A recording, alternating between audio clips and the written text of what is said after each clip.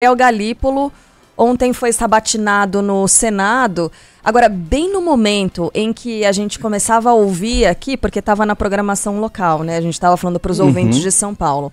No momento em que a gente colocou, terminou aquela fala inicial do Gabriel Galípolo, e aí um senador disse assim, olha, posso sugerir o seguinte?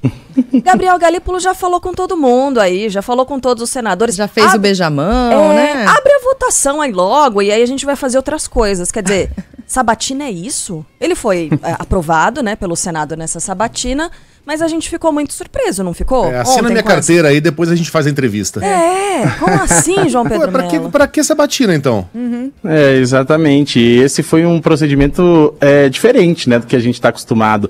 Só que ontem, como disse o Rodrigo Orengo, era praticamente um jogo jogado. A gente já sabia que Galípolo seria aprovado, né, nessa sabatina. E aí o senador Exalci Lucas foi quem propôs esse ponto de se abrir o painel ali, porque eles tinham outras comissões para participar, entre outros assuntos para discutir e etc. E aí o que foi feito? Foi aberto o painel, exatamente na Comissão de Assuntos Econômicos, para que essa votação começasse. Então a votação foi iniciada antes mesmo da primeira pergunta a Galípolo. E um detalhe que a gente reparou bem foi de que os senadores tentaram falar muito mais que o próprio Galípolo nessa sabatina na Comissão de Assuntos Econômicos. Em determinados momentos falaram sobre ataques ali à política monetária que foi feita pelo presidente Lula, entre outras questões. E o economista Gabriel Galípolo, ele foi indicado para presidir o Banco Central a partir de 2025 pelo presidente Lula, foi aprovado ontem, como a gente falou, e aí a gente teve em determinado momento ele falando de algumas questões. O principal ponto, né, desse destaque da fala de Galípolo foi o seguinte, que o Banco Central vai perseguir a meta de inflação e que a autonomia da instituição vai ser diferente de trabalhar contra ações do governo federal. Vamos ouvi-lo.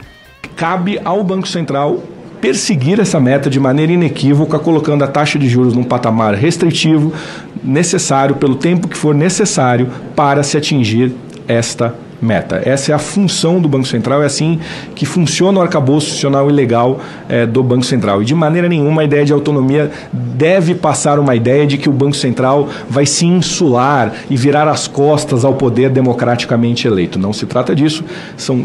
Ocorrem legislações novas diariamente que podem alterar a atuação do Banco Central e o Banco Central não cabe a ele legislar. Bom, a sabatina de Gabriel Galípolo então durou mais de 4 horas, ele foi perguntado mais de uma vez sobre possíveis interferências do presidente Lula no trabalho dele, caso seja confirmado ou caso fosse confirmado como presidente do Banco Central, e esse questionamento se deu pelo seguinte, porque foram várias vezes que de forma pública o presidente Lula obviamente criticou Roberto Campos Neto, que foi indicado pela gestão anterior do Palácio do Planalto. Galípolo disse o seguinte, que essa questão jamais foi debatida pelo presidente da República com ele, e aproveitou essa oportunidade para elogiar tanto o presidente Lula como também o presidente do Banco Central, Roberto Campos Neto. Quanto à questão das críticas ao Roberto ou de alguma questão com o próprio presidente Lula, eu sei que eu gerei uma grande, eu sinto que eu gerei uma grande frustração talvez na expectativa que existia de que ao entrar no Banco Central fosse começar um grande reality show com grandes disputas e brigas ali dentro. Isso infelizmente eu tenho uma informação chata para dar para todos. Assim, a minha relação com o presidente é a melhor possível, o presidente Lula e com o presidente Roberto.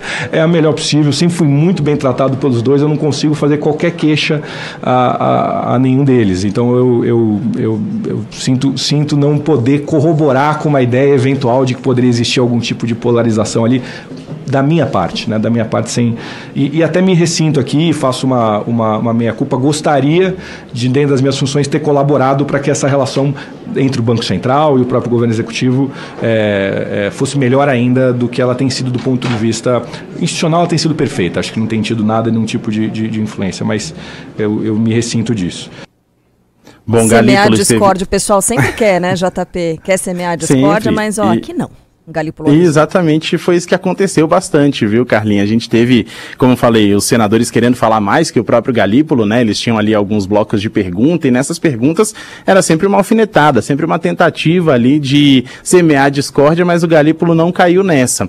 E a gente detalha ainda também o seguinte, que ele esteve no começo do governo Lula, ele foi o número 2 do Ministério da Fazenda até maio de 2023, depois disso foi indicado como diretor de política monetária do BC, um cargo que ele está até hoje. E essa indicação à época foi vista exatamente como uma tentativa de dar uma parada na questão dos juros, né? Ou seja, para diminuir o aumento dos juros ou a taxa básica de juros. Ele ficaria no cargo, ele vai ficar no cargo de presidente da entidade por 4 anos, entre 2025 e 2029, podendo ser reconduzido por mais 4 anos. O mandato para o Banco Central foi adotado desde que a instituição virou autônoma, a gente falou disso agora há pouquinho, e com isso o presidente do Banco Central estará sempre em um mandato de um presidente da República diferente do que ele foi indicado. Uma tentativa de evitar interferências do Poder Executivo na política monetária. Então, essa foi uma das principais críticas do presidente Lula e isso vai acontecer também agora com o Gabriel Galípolo.